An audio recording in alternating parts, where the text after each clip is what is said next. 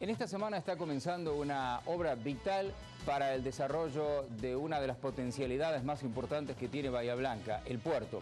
Me refiero a la obra de calado. Para hablar de la magnitud podríamos referirnos a la inversión que se va a hacer, nada menos que 53 millones de dólares.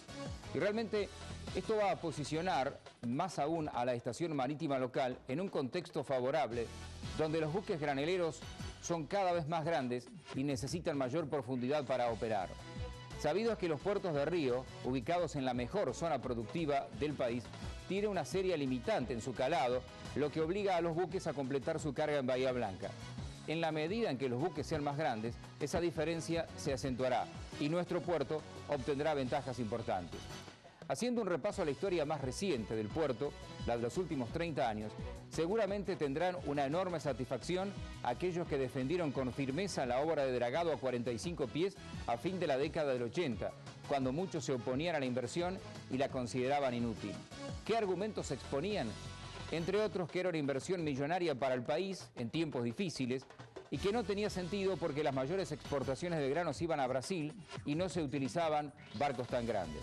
Todavía no estaba conformado por entonces el consorcio de gestión del puerto, pero hubo funcionarios portuarios como José Egidio Conte, por ejemplo, o políticos como Juan Carlos Cabirón y Jaime Linares, entre otros, que defendieron la obra, que afortunadamente terminó concretándose y fue un hito clave en el crecimiento del puerto. La historia posterior es más conocida. En 1993 se crea por ley el consorcio de gestión y ya el crecimiento fue indetenible. El aporte de capitales privados y la reinversión de los excedentes operativos por parte del ente administrador generó un cambio más que evidente en esos 20 años.